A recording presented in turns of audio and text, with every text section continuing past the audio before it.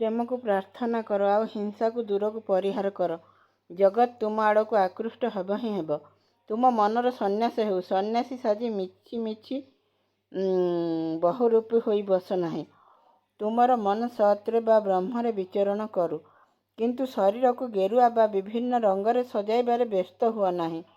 ତାହେଲେ ମନ ଶରୀରମୁଖୀ ହୋଇପଡ଼ିବ। ଅହଙ୍କାର ତ୍ୟାଗ କର, ସତ୍ ସ୍ୱରୂପରେ ଅବସ୍ଥାନ କରିପାରିବ। ପତିତକୁ ଉଦ୍ଧାରର କଥା ଶୁଣାଅ, ଆଶା ଦିଅ, ଛଳେ ବଳେ କୌଶଳେ ତାର ଉନ୍ନୟନରେ ସାହାଯ୍ୟ କର। ସାହସ ଦିଅ, କିନ୍ତୁ ଉଚ୍ଛୃଙ୍ଖଳ ହେବାକୁ ଦିଅ ନାହିଁ।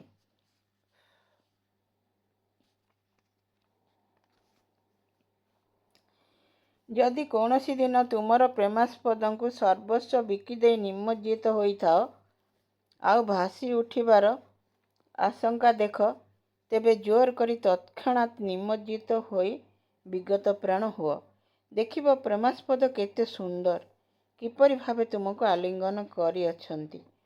ଯଦି ଏତେ ଟିକିଏ ଲୋକନିନ୍ଦା, ଉପହାସ, ସ୍ୱଜନାନୁରକ୍ତି, ସ୍ୱାର୍ଥହାନି, ଅନାଦର, ଆତ୍ମ ବା ପରଗଞ୍ଜଣା ତୁମର ପ୍ରେମାସ୍ପଦଙ୍କଠାରୁ ତୁମକୁ ଦୂରରେ ରଖିପାରେ, ତେବେ ତୁମର ପ୍ରେମ କେତେ କ୍ଷୀଣ, ତା ନୁହେଁ କି? କୌଣସି କଥା ଆଜି ବୁଝିଛି, ପୁଣି କାଲି ବୁଝାଯାଉ ନାହିଁ। ପ୍ରହେଳିକା ଇତ୍ୟାଦି କହି ଶୃଗାଳ ସାଜ ନାହିଁ। କାରଣ ଇତର ଜନ୍ତୁମାନେ ମଧ୍ୟ ଯାହା ବୁଝନ୍ତି ତାହା ଭୁଲନ୍ତି ନାହିଁ। ତେଣୁ ଏହି ପ୍ରକାର କହିବାଟା ହିଁ ଦୁଷ୍ଟ ବା ଅସ୍ଥିର ବୁଦ୍ଧିର ପରିଚାୟକ।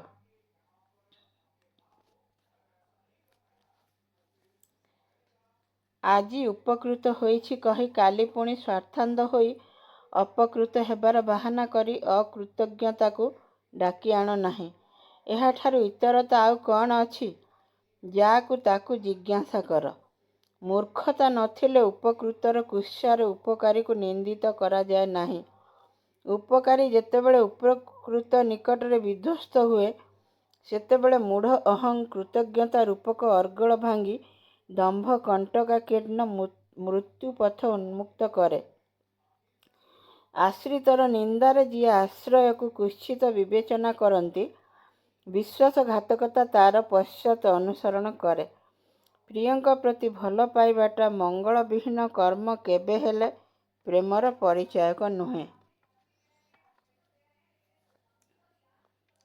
ପ୍ରିୟତମଙ୍କ ପାଇଁ କିଛି କରିବାକୁ ଇଚ୍ଛା ହୁଏ ନାହିଁ, ଅଥଚ ଖୁବ୍ ଭଲ ପାଏ, ଏ କଥା ବି ଯାହା, ଆଉ ସୁନାର ପିତ୍ତଳ ଘୁଘୁ କହିବା ମଧ୍ୟ ତାହା। ସ୍ୱାର୍ଥବୁଦ୍ଧି ହିଁ ପ୍ରାୟ ଉକ୍ତ ପ୍ରକାର ଭଲ ପାଏ।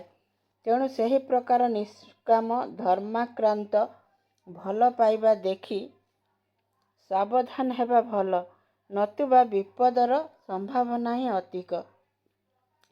ଭଲ ପାଅ, ଅଥଚ ସେ ତୁମ ଉପରେ ଜୋର ବା ଆଧିପତ୍ୟ, ଶାସନ, ଅପମାନ, ଅଭିମାନ କିମ୍ବା ଜିଦ୍ କରିଲେ ହିଁ ସୁଖ ନ ହୋଇ ବରଂ ଓଲଟା ହୁଏ ବା ମୂଳପୋଛ ହୋଇଯାଏ।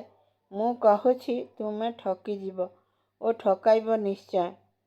ଯେତେଦିନ ଯାଏ ତୁମେ ଏହିପରି ଥିବ, ତେଣୁ ଏବେହୁଁ ସାବଧାନ ହୁଅ।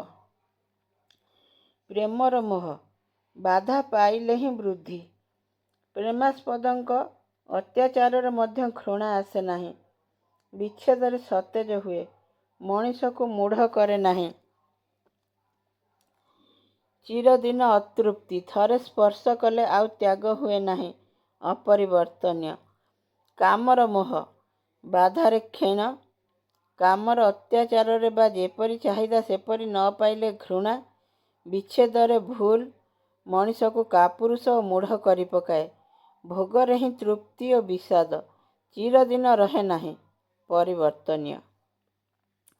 ଗରୀୟାନ ହୁଅ, କିନ୍ତୁ ଗର୍ବିତ ହୁଅ ନାହିଁ। ଯଦି ମୁଗ୍ଧ କରିବାକୁ ଚାହଁ, ତେବେ ନିଜେ ସମ୍ପୂର୍ଣ୍ଣ ଭାବେ ମୁଗ୍ଧ ହୁଅ। ଯଦି ସୁନ୍ଦର ହେବାକୁ ଇଚ୍ଛା ଥାଏ, ତେବେ ବିଶ୍ରୀରେ ମଧ୍ୟ ସୁନ୍ଦର ଦେଖ।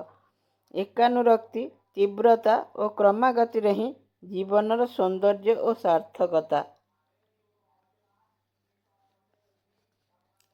ବହୁ ଭଲ ପାଇବା ଯେ ଏକ ଭଲ ପାଇବାକୁ ଟଳାଇ ବା ବିଚ୍ଛିନ୍ନ କରିପାରେ ନାହିଁ, ସେହି ଭଲ ପାଇବା ହିଁ ପ୍ରେମର ଭଗିନୀ।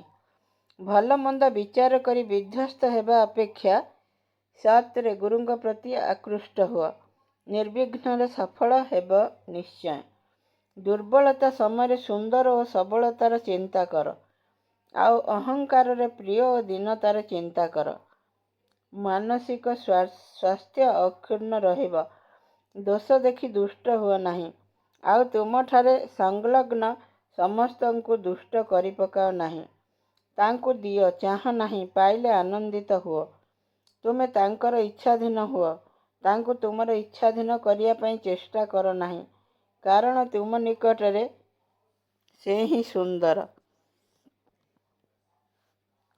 ମିଳନର ଆକୁଳତାକୁ କଦାପି ତ୍ୟାଗ କର ନାହିଁ, ତାହେଲେ ବିରହର ବ୍ୟଥା ମଧୁର ହେବ ନାହିଁ, ଆଉ ଦୁଃଖ ଭିତରେ ଶାନ୍ତିକୁ ଅନୁଭବ କରିପାରିବ ନାହିଁ। ଯାର ଉପରେ ତୁମର ଭାବିବା, କରିବା ଓ ବୋଧ ଯେତିକି ଓ ଯେପରି, ତା ଉପରେ ତୁମର ଆସକ୍ତି, ଆକର୍ଷଣ ବା ଭଲ ପାଇବା ସେତିକି ଓ ସେହିପରି।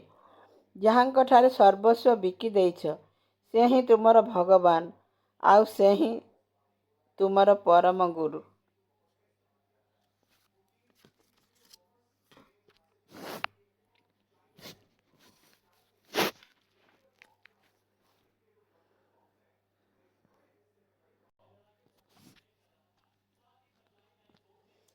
ପ୍ରେମକୁ ପ୍ରାର୍ଥନା କର, ଆଉ ହିଂସାକୁ ଦୂରକୁ ପରିହାର କର। ଜଗତ୍ ତୁମ ଆଡ଼କୁ ଆକୃଷ୍ଟ ହେବ ହିଁ ହେବ। ତୁମ ମନର ସନ୍ନ୍ୟାସ ହେଉ। ସନ୍ନ୍ୟାସୀ ସାଜି ମିଛି ମିଛି ବହୁରୂପୀ ହୋଇ ବସ ନାହିଁ। ତୁମର ମନ ସତ୍‌ରେ ବା ବ୍ରହ୍ମରେ ବିଚରଣ କରୁ, କିନ୍ତୁ ଶରୀରକୁ ଗେରୁଆ ବା ବିଭିନ୍ନ ରଙ୍ଗରେ ସଜାଇବାରେ ବ୍ୟସ୍ତ ହୁଅ ନାହିଁ। ତାହେଲେ ମନ ଶରୀରମୁଖୀ ହୋଇପଡ଼ିବ। ଅହଙ୍କାର ତ୍ୟାଗ କର, ସତ୍ ସ୍ୱରୂପରେ ଅବସ୍ଥାନ କରିପାରିବ। ପତିତକୁ ଉଦ୍ଧାରର କଥା ଶୁଣାଅ, ଆଶା ଦିଅ, ଛଳେ ବଳେ କୌଶଳେ ତା'ର ଉନ୍ନୟନରେ ସାହାଯ୍ୟ କର। ସାହସ ଦିଅ, କିନ୍ତୁ ଉଚ୍ଛୃଙ୍ଖଳ ହେବାକୁ ଦିଅ ନାହିଁ।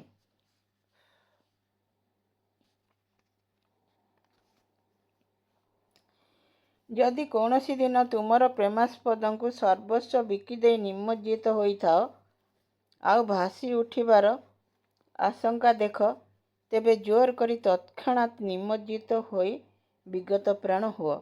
ଦେଖିବ ପ୍ରେମାସ୍ପଦ କେତେ ସୁନ୍ଦର, କିପରି ଭାବେ ତୁମକୁ ଆଲିଙ୍ଗନ କରିଅଛନ୍ତି। ଯଦି ଏତେ ଟିକିଏ ଲୋକନିନ୍ଦା, ଉପହାସ, ସ୍ୱଜନାନୁରକ୍ତି, ସ୍ୱାର୍ଥହାନି, ଅନାଦର, ଆତ୍ମ ବା ପରଗଞ୍ଜଣା ତୁମର ପ୍ରେମାସ୍ପଦଙ୍କଠାରୁ ତୁମକୁ ଦୂରରେ ରଖିପାରେ, ତେବେ ତୁମର ପ୍ରେମ କେତେ କ୍ଷୀଣ, ତା ନୁହେଁ କି? କୌଣସି କଥା ଆଜି ବୁଝିଛି, ପୁଣି କାଲି ବୁଝାଯାଉ ନାହିଁ। ପ୍ରହେଳିକା ଇତ୍ୟାଦି କହି ଶୃଗାଳ ସାଜ ନାହିଁ। କାରଣ ଇତର ଜନ୍ତୁମାନେ ମଧ୍ୟ ଯାହା ବୁଝନ୍ତି ତାହା ଭୁଲନ୍ତି ନାହିଁ। ତେଣୁ ଏହି ପ୍ରକାର କହିବାଟା ହିଁ ଦୁଷ୍ଟ ବା ଅସ୍ଥିର ବୁଦ୍ଧିର ପରିଚାୟକ।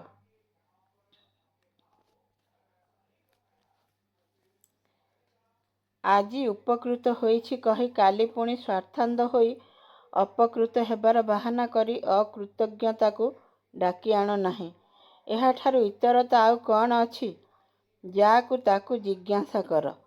ମୂର୍ଖତା ନଥିଲେ ଉପକୃତର କୁତ୍ସାରେ ଉପକାରୀକୁ ନିନ୍ଦିତ କରାଯାଏ ନାହିଁ। ଉପକାରୀ ଯେତେବେଳେ ଉପକୃତ ନିକଟରେ ବିଧ୍ୱସ୍ତ ହୁଏ, ସେତେବେଳେ ମୂଢ଼ ଅହଂ କୃତଜ୍ଞତା ରୂପକ ଅର୍ଗଳ ଭାଙ୍ଗି ଦମ୍ଭ କଣ୍ଟକାକୀର୍ଣ୍ଣ ମୃତ୍ୟୁପଥ ଉନ୍ମୁକ୍ତ କରେ। ଆଶ୍ରିତର ନିନ୍ଦାରେ ଯିଏ ଆଶ୍ରୟକୁ କୁତ୍ସିତ ବିବେଚନା କରନ୍ତି, ବିଶ୍ୱାସଘାତକତା ତା'ର ପଶ୍ଚାତ୍ ଅନୁସରଣ କରେ। ପ୍ରିୟଙ୍କ ପ୍ରତି ଭଲ ପାଇବାଟା ମଙ୍ଗଳବିହୀନ କର୍ମ କେବେହେଲେ ପ୍ରେମର ପରିଚାୟକ ନୁହେଁ। ପ୍ରିୟତମଙ୍କ ପାଇଁ କିଛି କରିବାକୁ ଇଚ୍ଛା ହୁଏ ନାହିଁ, ଅଥଚ ଖୁବ୍ ଭଲ ପାଏ। ଏ କଥା ବି ଯାହା, ଆଉ ସୁନାର ପିତ୍ତଳ ଘୁଘୁ କହିବା ମଧ୍ୟ ତାହା। ସ୍ୱାର୍ଥବୁଦ୍ଧି ହିଁ ପ୍ରାୟ ଉକ୍ତ ପ୍ରକାର ଭଲ ପାଏ। ତେଣୁ ସେହି ପ୍ରକାର ନିଷ୍କାମ ଧର୍ମାକ୍ରାନ୍ତ ଭଲ ପାଇବା ଦେଖି ସାବଧାନ ହେବା ଭଲ, ନତୁବା ବିପଦର ସମ୍ଭାବନା ହିଁ ଅଧିକ। ଭଲ ପାଅ, ଅଥଚ ସେ ତୁମ ଉପରେ ଜୋର ବା ଆଧିପତ୍ୟ, ଶାସନ, ଅପମାନ, ଅଭିମାନ କିମ୍ବା ଜିଦ୍ କରିଲେ ହିଁ ସୁଖ ନ ହୋଇ ବରଂ ଓଲଟା ହୁଏ ବା ମୂଳପୋଛ ହୋଇଯାଏ। ମୁଁ କହୁଛି ତୁମେ ଠକିଯିବ ଓ ଠକାଇବ ନିଶ୍ଚୟ। ଯେତେ ଦିନ ଯାଏ ତୁମେ ଏହିପରି ଥିବ, ତେଣୁ ଏବେ ହିଁ ସାବଧାନ ହୁଅ। ପ୍ରେମର ମୋହ ବାଧା ପାଇଲେ ହିଁ ବୃଦ୍ଧି। ପ୍ରେମାସ୍ପଦଙ୍କ ଅତ୍ୟାଚାରରେ ମଧ୍ୟ ଘୃଣା ଆସେ ନାହିଁ। ବିଚ୍ଛେଦରେ ସତେଜ ହୁଏ, ମଣିଷକୁ ମୂଢ଼ କରେ ନାହିଁ। ଚିରଦିନ ଅତୃପ୍ତି ଥରେ ସ୍ପର୍ଶ କଲେ ଆଉ ତ୍ୟାଗ ହୁଏ ନାହିଁ, ଅପରିବର୍ତ୍ତନୀୟ। କାମର ମୋହ ବାଧାରେ କ୍ଷୀଣ। କାମର ଅତ୍ୟାଚାରରେ ବା ଯେପରି ଚାହିଦା ସେପରି ନ ପାଇଲେ ଘୃଣା। ବିଚ୍ଛେଦରେ ଭୁଲ ମଣିଷକୁ କାପୁରୁଷ ଓ ମୂଢ଼ କରି ପକାଏ। ଭୋଗରେ ହିଁ ତୃପ୍ତି ଓ ବିଷାଦ ଚିରଦିନ ରହେ ନାହିଁ, ପରିବର୍ତ୍ତନୀୟ। ଗରୀୟାନ ହୁଅ, କିନ୍ତୁ ଗର୍ବିତ ହୁଅ ନାହିଁ। ଯଦି ମୁଗ୍ଧ କରିବାକୁ ଚାହଁ, ତେବେ ନିଜେ ସମ୍ପୂର୍ଣ୍ଣ ଭାବେ ମୁଗ୍ଧ ହୁଅ। ଯଦି ସୁନ୍ଦର ହେବାକୁ ଇଚ୍ଛା ଥାଏ, ତେବେ ବିଶ୍ରୀରେ ମଧ୍ୟ ସୁନ୍ଦର ଦେଖ। ଏକାନୁରକ୍ତି, ତୀବ୍ରତା ଓ କ୍ରମାଗତିରେ ହିଁ ଜୀବନର ସୌନ୍ଦର୍ଯ୍ୟ ଓ ସାର୍ଥକତା। ବହୁ ଭଲ ପାଇବା ଯେ ଏକ ଭଲ ପାଇବାକୁ ଟଳାଇ ବା ବିଚ୍ଛିନ୍ନ କରିପାରେ ନାହିଁ, ସେହି ଭଲ ପାଇବା ହିଁ ପ୍ରେମର ଭଗିନୀ। ଭଲ ମନ୍ଦ ବିଚାର କରି ବିଧ୍ୱସ୍ତ ହେବା ଅପେକ୍ଷା ସତ୍‌ରେ ଗୁରୁଙ୍କ ପ୍ରତି ଆକୃଷ୍ଟ ହୁଅ। ନିର୍ବିଘ୍ନରେ ସଫଳ ହେବ ନିଶ୍ଚୟ। ଦୁର୍ବଳତା ସମୟରେ ସୁନ୍ଦର ଓ ସବଳତାର ଚିନ୍ତା କର, ଆଉ ଅହଙ୍କାରରେ ପ୍ରିୟ ଓ ଦୀନତାର ଚିନ୍ତା କର। ମାନସିକ ସ୍ୱାସ୍ଥ୍ୟ ଅକ୍ଷୁଣ୍ଣ ରହିବ। ଦୋଷ ଦେଖି ଦୁଷ୍ଟ ହୁଅ ନାହିଁ, ଆଉ ତୁମଠାରେ ସଂଲଗ୍ନ ସମସ୍ତଙ୍କୁ ଦୁଷ୍ଟ କରି ପକାଅ ନାହିଁ। ତାଙ୍କୁ ଦିଅ, ଚାହଁ ନାହିଁ, ପାଇଲେ ଆନନ୍ଦିତ ହୁଅ। ତୁମେ ତାଙ୍କର ଇଚ୍ଛାଧୀନ ହୁଅ, ତାଙ୍କୁ ତୁମର ଇଚ୍ଛାଧୀନ କରିବା ପାଇଁ ଚେଷ୍ଟା କର ନାହିଁ, କାରଣ ତୁମ ନିକଟରେ ସେ ହିଁ ସୁନ୍ଦର। ମିଳନର ଆକୁଳତାକୁ କଦାପି ତ୍ୟାଗ କର ନାହିଁ, ତାହେଲେ ବିରହର ବ୍ୟଥା ମଧୁର ହେବ ନାହିଁ, ଆଉ ଦୁଃଖ ଭିତରେ ଶାନ୍ତିକୁ ଅନୁଭବ କରିପାରିବ ନାହିଁ। ଯାହାର ଉପରେ ତୁମର ଭାବିବା, କରିବା ଓ ବୋଧ ଯେତିକି ଓ ଯେପରି, ତା ଉପରେ ତୁମର ଆସକ୍ତି, ଆକର୍ଷଣ ବା ଭଲ ପାଇବା ସେତିକି ଓ ସେହିପରି। ଯାହାଙ୍କଠାରେ ସର୍ବସ୍ୱ ବିକି ଦେଇଛ, ସେ ହିଁ ତୁମର ଭଗବାନ, ଆଉ ସେ ହିଁ ତୁମର ପରମ ଗୁରୁ।